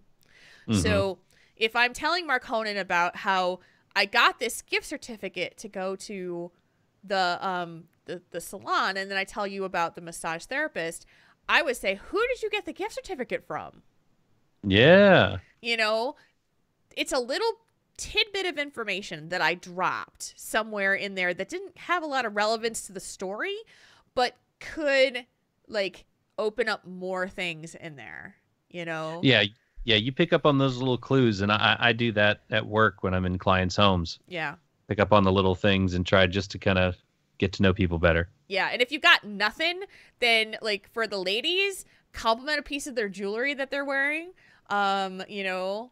That opens up the floodgates right there. Oh yeah, like your earrings are beautiful. I love your bracelet. Your glasses are so pretty, and then it just they start telling you. A lot of times those things have sentimental value, and then they tell you about it, and there you go. So yeah, just a couple of tips, because I talk to a lot of people in in my world, and so it's a lot. Those are the skills, and we could go on. We could probably teach a class on how to have small talk with people. We probably could, because I do it every day I know, at work too. I know. We could probably teach a class on that. It'd be pretty interesting to do that someday. Okay, so we asked you guys what you thought. The weird question is, Zafira said, "Would you put pineapple on pizza?" That's like a fighting question. The answer is yes. Oh no! Yes, you would put pineapple on pizza. No. Oh, We're The never, flavors. We knew The this, flavors but are wonderful. we're never going out for pizza together. We've talked about that before I about know, we pineapple have. on pizza. We have. If you guys are a newer listener, you may not have heard that we are on the polar opposite ends of that spectrum, but it does get people talking because the chat room's already lighting up. Yeah. So. Yeah. Well, see, and that's why, Jules, that's why we could split a pizza and just like down the middle, one with, one without. Thank God you can split pizzas now. Like Yep. that was like when that started happening when I was a kid, I was like, that is the smartest thing ever. Mm-hmm. Caiaphon says, I was at a party, had just been introduced to a group that obviously was trying to leave the party. The question is, anyone here know where the escape hatch is? It made them chuckle, started a funny conversation about ways to make an exit. We stayed for another hour just talking. That's awesome. That's cool. Make a joke. That is really cool. Break the ice. Yeah, that's pretty cool. RJ Sketch says, this was a fun question on Twitter recently. What is the most trivial hill that you would choose to die on? Not literally, of course, but it's kind of fun to seeing what people are incredibly obstinate about. Pineapple on pizza. Jinx. This is why we make such good co-hosts. Uh-huh. Namiria941 says, I usually ask someone something like, what's your favorite mythological creature? Because I'm a nerd and I like to know. Yeah, that's a good one. And then, of course, you said Broken Bones one, which is yours, which is Star Wars or Star Trek, which is a good one. The problem that we have is that we tend to not always have small talk with people who are nerds. It was hilarious for me trying to go. I was going around to these different bar restaurant places yesterday to try to help figure out a place that can help stream Overwatch League for us. Trying to explain what Overwatch League is to somebody who has like zero idea. The best way I got to describe it was like, it's like watching the Vikings on the big screen, but they're playing video games. Yeah. Yep, and they're there like, you go. Okay. They still don't get it, but at least they have a point of reference. Like, we're sitting around watching. One person thought we wanted to play video games while we were there. I said, no. We want to watch other people. Yeah, we're watching other people play video games. Yeah. It's just like when you say it like that, it just sounds so silly. But yeah, it's true. But take our money. Please. Please take our money. And then, second question of the week, I asked, who are some of your favorite YouTubers and or Twitch streamers that you've discovered lately? I know we've asked this one before, so the goal is to get some new love out there and share some new things for people to watch. And before we started the show, Marcona's like, I have to go through my entire subscription list of YouTube because I have a lot of subs. Yes. I don't watch a whole lot of Twitch other than, if I can catch Slaying Demons live, I'll watch it live. The shows that I'm most familiar with, I'll try and catch live if I can. But with the nature of my job, I never know when I'm getting off work. So It's hard for me to catch stuff live. So I tend to just wait for it to be on YouTube, kind of how like we do. But the ones, and I don't know if I've talked about them before, I watch a lot of just infotainment. I like to learn things. I was a big Discovery Channel kid growing up. So now I watch all these informational stuff and documentaries and just, some of the bread and butter of YouTube. And so I picked three just real quick. One is called ADV China. It's about two guys. One's from the U.S. and one's from South Africa. They are transplants they live in China. They're married to Chinese women. They have kids and they ride motorcycles. They've traveled all across northern China, southern China, and they just talk about the differences in culture. They'll say and recently they did like the first video was like, here's the 5 things that foreigners hate about Chinese people, like when they live in China and like when they go to visit China, the 5 things they hate. And then the very next video, what's 5 things Chinese people hate about foreigners? How the stereotypes play out.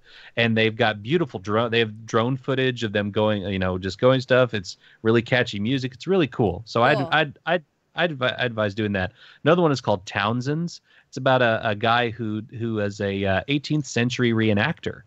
And does 18th century cooking is like a main thing that he does. Old recipes from old cookbooks from the 1700s. And like one this past week was macaroni and cheese, like a 1700s recipe for mac and cheese. showing you how to make it, and he's like, "Yep, it's pretty close to what it is today," and it's really cool. He kind of digs deep into that reenactment culture, and it's really cool. Kind of living history is what it's called, I think, more Nice. broadly. But I that's want really mac cool. and cheese now. I know. Oh, so good. So And then a bunch of the informational stuff. Wendover Productions is really good. Recently, they had a video about the logistics of like FedEx, UPS, DHL, why the hubs are where they are, how the planes and the route. It's very, very nerdy stuff, but it's really cool. It's the underlying stuff that you don't realize that goes into our everyday life. They do really good videos over there. I think it's just one guy that does the main voice stuff, but that's another one. It's called Wendover Productions. It's really informational stuff, and it's really cool to watch. nice. Awesome. Well, I have two, and actually one of them is a recommendation that was given to me for you. Oh, Yes. This is specifically for you. I'll do that one first. This one came from the Druid's Well. She is someone that I talk to regularly and have been doing some commission work with her. She says, you got to check out the Soundtrack Show. It's a podcast about movie soundtracks, the chord progressions that they use to convey storyline. And she said it is the coolest thing. I have not listened to this, but I trust her opinion, and I know how much of a music geek you are and a movie geek you are. So I said, I'll tell Marconin on the show because I think that's perfect. So I'm giving this one special to you because I think it's awesome. Do you have a link for it or anything, or I can search for it? I don't, but she said it was called the Soundtrack Show. All right. I'm going to have to look that up real quick. If you can't find it, I will email her and get an actual link. So she just told me on the phone today. But Okay. And my recommendation for everybody else and you as well is a Twitch streamer that I discovered a couple of months ago. Her name is Sierra Eagleson, and she is a folk singer on Twitch. She's guitar and vocals and piano, and her voice is incredible. She just haunts me. Like Garrus loves her. Like when she's on and streaming, he gets so chill when she's on because it's just so cool. Nice. And her siblings both stream too. Her brother Chase and her sister Megan. And sometimes they do a trio. Like rarely they'll sit and do a trio together. Incredible. The three of them are so talented. So so it's Sierra Eagleson, like the eagle bird. Eagleson. Check her out because she's amazing. All right. I've got that. Oh, all righty. I got her added. Here we go. Yeah, Sweet. you'll have to like look at one of her VODs because it's just like, whoa. Just whoa. I told Kalani about her when she was streaming and we both kind of sat there and went, like, he was so good. So. Sweet. Yeah, I've got her added. So I will go back and take a look at that after the show. Yes. Sweet.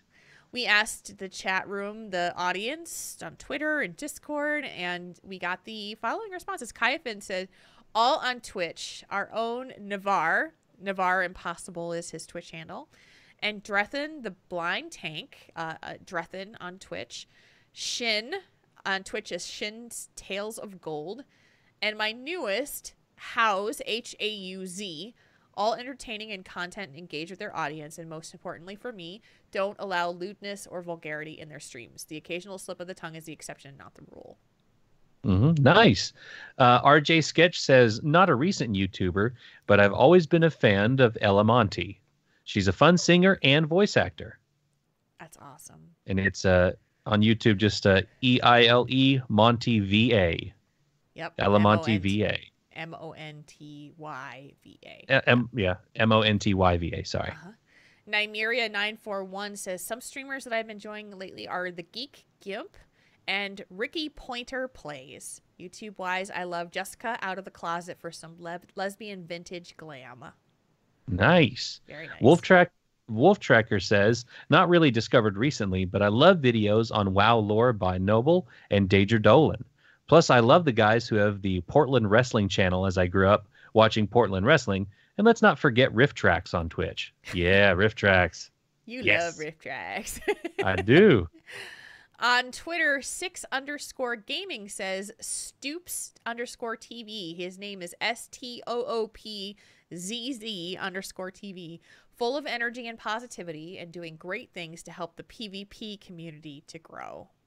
Very nice. Yeah, if you're looking at PvP. Oh, yeah. And Broken Bones says, at K-Pike Fashion, her artistic skill is insane. My wife and I both watched her streams. That's awesome. I did not... Sorry. I thought we... I know that we have slash moves and I didn't put them in, but I just want to make sure we had them. We do. Okay. In Discord. Yes, we do. We have one. Okay. My brain is like, oh, shoot. I knew what I forgot to do. So that's Tell Us One Thing. And you can be in on the action with Tell Us One Thing by sending us a tweet, because we put the questions on Twitter, at Tauren Think Tank. You can also go on Discord, which is tinyurl.com/tttchat2. You can grab the Tell Us One Thing channel in there, and we post questions a couple days beforehand, answer them, we paste them in the show notes. We can't use them all, but we try to use as many as we can to fit the show. So that's what we do. And now we can fill in chat room. This is your warning. If you've got slash moves, you can get them in right now. So let's do the slash move. I have one sitting in Discord, and it's from Zafira. She says, slash move to Frasley, Trilla, Bubbles, Zorts, and each community that I am a part of. I would agree. Yes. Jules, do you have any slash moves for the last week? I don't think so. I'm just checking Twitter real quick. Nope, we're good. Okay. No, I don't have any. You don't want to slash move the massage robot? No. Please, no. And the massage robot, I mean, in all honesty, I am beat up. Like, I am beat up.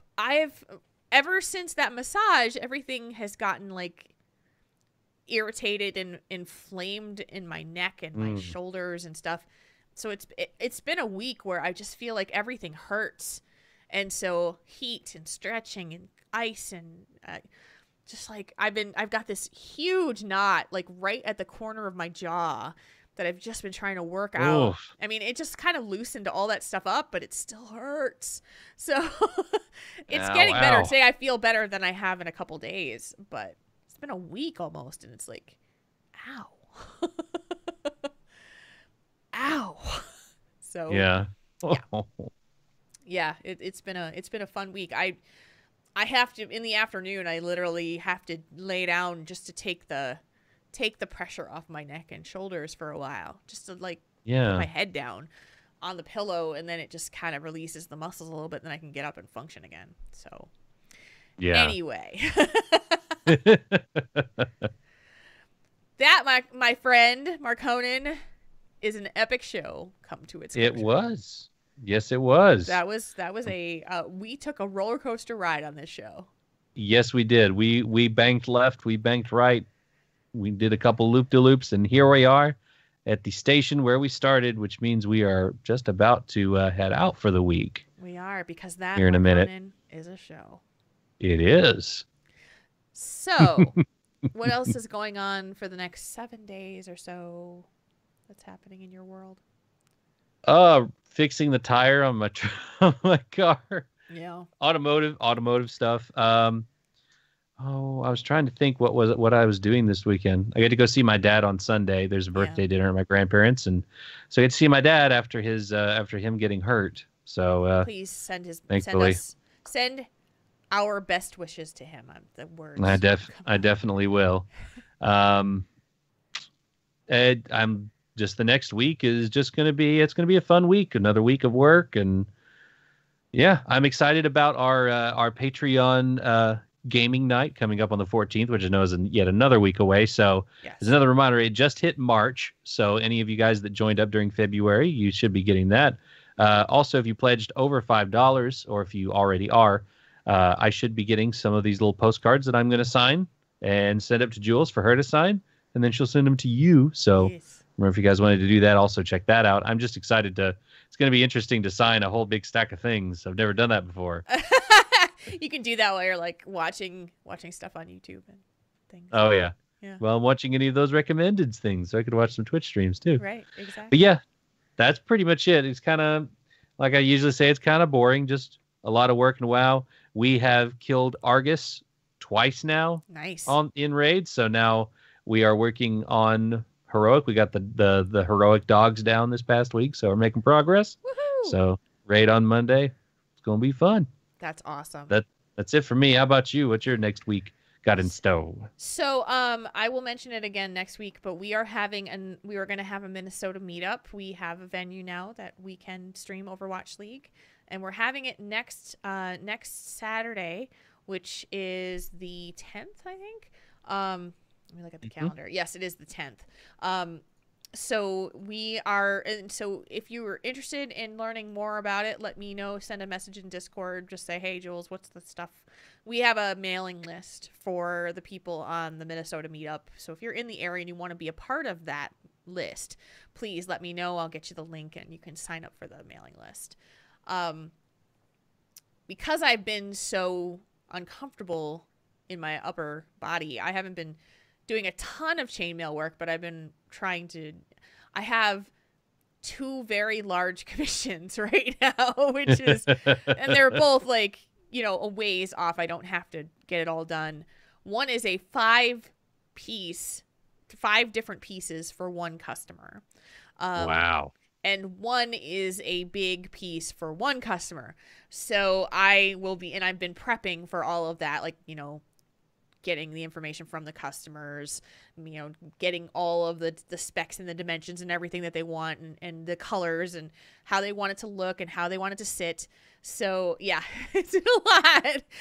That is a lot. Yeah, but it's amazing, and I get to do a whole lot of stuff that I have not done before. So you'll get to see more stuff if you follow me on Twitter or on, that's where I post most of my stuff, is Instagram, Twitter, Facebook, that kind of thing. So yeah, doing all that stuff. Nothing really. I'll be watching. I have to get up early tomorrow morning to start watching the Western Clash. It starts at 4:00 in the morning. So goodness, I'll be heading to bed shortly after this and waking up around 4. So. Oh man. Yeah, it's a commitment to the craft, though. I got to do a show on. Oh Monday, yeah. So. Yeah, you got to do it. Got to do it. So that's gonna be my week. So yeah. Sweet. Yes. Sounds good. Yes. So with that, I don't think we have anything else to talk about. So with that, I'm going to bring the show to a close, like we always do, just like this. Tauren Think Tank is a proud member of the Signals Media All-Star Network. Find out more about the other great shows in the network by going to signalsmedia.com. Portions of the music and sound effects heard on this show can be found at incompetech.com and freesound.org. You can find us outside of the show on our website, and that's at taurenThinkTank.com. And over there, you can find information on all the podcasts and how to get in touch with us, too.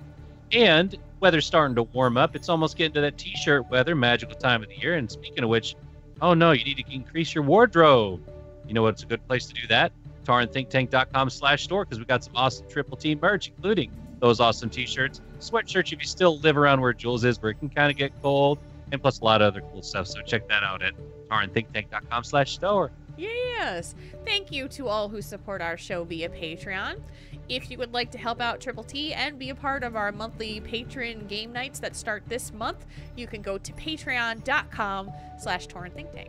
And if you want to meet other members of the Triple T community and connect with a whole bunch of really awesome people, you can join our Discord server and get there quickly at tinyurl.com/TTTchat2.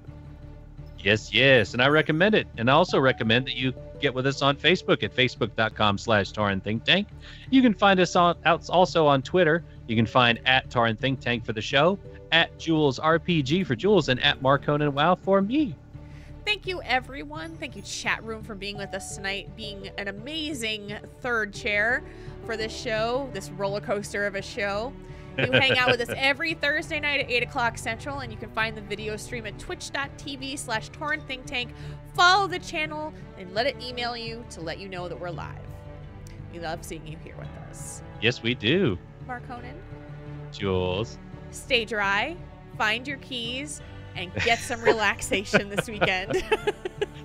You enjoy your weekend and stay away from those massage machines. No more massage machines.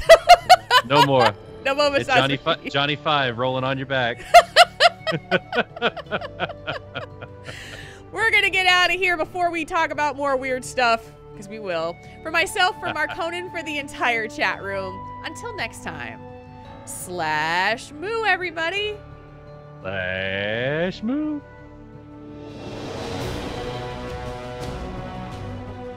Tauren Think Tank. We make your problems less bad.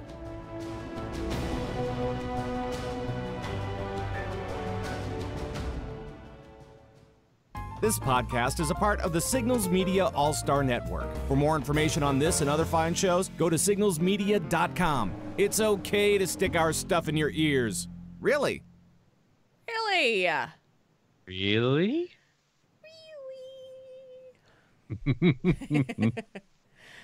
If Draven is here, we're going to get your... There they are. Oh, there we go. A set of keys.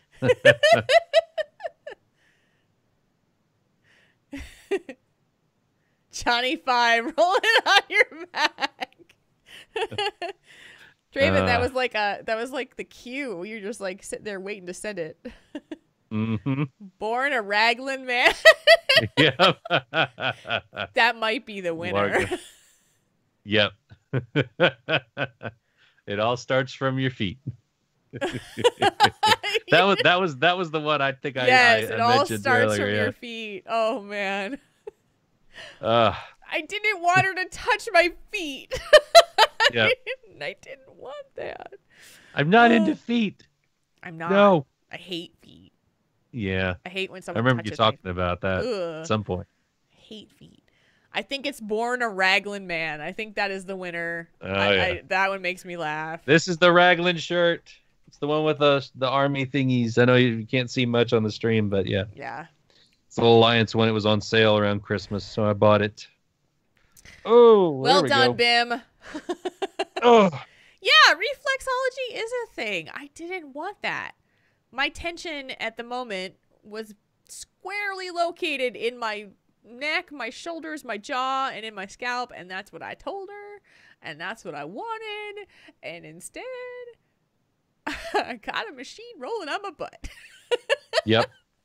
Yeah, 20. You missed out on that story. Please go back and listen to that. I Yeah, want when to the hear your show- take on that because it when was the feed that ends, story was they'll be- tailor made for your listening. Oh my god. The when the show ends, the video will be archived immediately. So and then I'll post it on YouTube tomorrow morning. Born a Raglan at nope, tie that. I know, 20. I know. When you hear what this woman did to me, you're gonna cringe. Yeah. Right I now, could use your service. Oh, Go yeah. ahead. Now, right now, there is a knot here, and there's a knot here, and if I press in it, it just goes, bloop, and it's thunk. That thunk, I can't stand it, and I'm so. One of the things that the lady did give me, which was a decent idea, I actually bought some of those. They're actually lacrosse balls. They're rubber balls that I'm using to like roll on my chin and my neck, just to kind of loosen. And it has helped today. Like I feel better today after doing it. So, but but yeah, the knot is like awful and it sucks. So, but yeah, I had to heft appliances all day on Wednesday for 12 hours, 500-pound refrigerators, and we use these like a chest straps where it's like a chest harness, and then a big wide belt that we put underneath it, and then we just put our hands on it and we stand up so that it's me and another guy, and we're just holding it. It's like a trapeze, but yeah, it's a I've wide seen belt. that. You've They seen those, use yeah? that, they use that to move my mattress. So there's a harness that goes over the shoulders, right? Yeah, and just links into this little brace that Yep. keeps the strap tight. Mm-hmm. Yeah, I was using that all day on Wednesday, and man, oh man, I'm glad I don't do that every day because it's rough. Having to do appliance lifting the entire day. Oof. In the pouring rain. Yeah. Yeah, So I that was just so meant- glad when it stopped raining today. Did that mean that you were just making stops all along the way to like deliver appliances to people? Mhm. Yeah. Yeah, it's just the other side of the business, because I mostly do the home theater stuff, but Yeah. The guy that was helping the other guy, he had his fiance had a baby, so he had brand new dad syndrome and had to call in. Understandably so. Yeah. But it was just like right after that, I learned about my dad getting hurt, and which my sister just texted me during the show, and she said, "I don't know if you're still awake or not," which of course I am. She said, "But I want to let you know that Dad has continued to feel better today. His face is more swollen, but that's to be expected. Just want to say I love you, and I'm heading to bed." So he's feeling better, which is good, and I'll try to call him tomorrow. So that's good that he's recovering, but good. I'm glad everything still is... scary. Oh God, yeah. I mean, was he running in the rain? No, he was. He had a bit of heartburn or something and so he took some Alka-Seltzer, but it wasn't really helping him. So he thought I don't know, he just wanted to go for a run or something to kind of maybe churn up the Alka-Seltzer or whatever. And so he was going around the apartment complex. He would walk for a bit, and then when he turned the corner, he would jog for a little bit, kind of interval stuff. Yeah. And when he was jogging, he just started to trip forward. He couldn't get his feet in front of himself, so he kept going faster and faster trying to catch up, and he just into an iron fence. That's he thought he'd cracked his skull, but luckily, and he stumbled. It kind of almost knocked him out, and he stumbled up the stair to the second floor to my sister's apartment, stumbled in and fell, knocking over the TV, and just fell onto the living room floor. And that's where my 11-year-old nephew found him, and he's just bleeding from the head. And my sister was taking a shower, and he came in and said, Papa's fallen down and he's bleeding. And so she tears out of there and calls 911, and they ship him off to the emergency room. Yeah. And so I got that message, when my sister calls me at 7 a.m, it's not for a good reason. No. And that's not the time I want to, I love my sister. That's not what I want to hear. I want to hear in the middle of the day when she's like, "Hey, just thinking about you. I saw this thing that you might be interested in." But yeah, 20, you missed out on that, but now you've got the whole story. He's got about 24 stitches and 12 staples. Ugh, and my sister was like, she was like, "I know you probably don't want to see this, but I took pictures, and you can see if you want to see what your dad's skull looks like." And I'm like, "No, I do not. No, thank you." My, I like to keep my lunch where it's at in my stomach. Yeah. My parents sent me a picture. My grandmother, a couple years ago, tripped over a curb and fell and hit her face. And, at that time she was 84. And on Coumadin and all that stuff. So it was just blood thinner. And her face was so bruised. It was she was unrecognizable. And my mom sent me a text of what she looked like, and I was just like, "Oh my God." She really, and it was just you want to know but you don't, you don't want to see it. You don't want to see what your dad's skull looks like. Yeah, well, and she was describing that to me while I was trying to eat for the first time that day, because I managed to get some crackers on my way out of the store. I was trying to eat those on the way home, and then she's describing that to me while I'm trying to eat. And I'm already lightheaded because I haven't eaten much, and I'm just exhausted because of all the lifting. And so I was like, "Hey, can I just let you go? I need to eat something real quick." Yeah, let me get this. And I'll let you go. I'll talk to you later before I pass out. So I'm getting lightheaded thinking about it. Ugh. Well, hopefully that will be a good episode for everyone to consume. It was a lot. Yeah, there was a lot there. I hope so too, and I hope our writer can get back to us, because it's depressing hearing how dark in a dark place that he's in right now. But he's willing. I mean, he was willing to fight enough to write us. He hadn't given up completely. Yep. And I just hope that. And I hope he seeks other medical professionals, and that things do get better, because they often aren't as bad as we think they are in the moment. And that's what I have to constantly remind myself about when I start feeling depressed too. I know, because you just get so blinded by your emotions and your feelings, and it's just awful stuff. So I hope we did some good tonight. I hope so too. And we'll hopefully hear back from him in a little bit and see how he's gotten better, how Yeah, things have turned around for him. that is my hope. So, Mm. so with that, I think we're gonna head out and decompress a little bit. Yeah. And thank you, chat room, for being here. Thank you to all who were here tonight and we haven't seen for a while. It's good to see you guys. Thank Yes, you it to all is. of our regulars. You guys are amazing. Thank you for being here every week. We love having our live show. It's Yeah, we one do. of the best parts of making this episode is having our live show and having people connect with us as we do it. So Yep. We love you guys, our third chair, you know. yes, love ya. we do love you. Big major heart hands. Watch some So many Overwatch heart League and hands. Heroes of the Dorm. That is exactly what I'm gonna do. I'm gonna drink some water and I'm gonna put my feet up and I'm gonna watch some esports and then I'm going to sleep. So I want them to put Brigitte in the game so I can play her in Overwatch. play her on PTR. Oh, you can. I'll see you guys later. Bye. I know. You gotta go download PTR and go play her right now. I think I have the PTR. Yeah, she's on PTR. Sweet. I may do that before I go to bed. Do it. Decompress. Yeah. Self-care. Gonna need to. Gonna need to. Thank you guys so much. We will be back next week. Our letter next week should be a little more lighthearted. So maybe we'll see.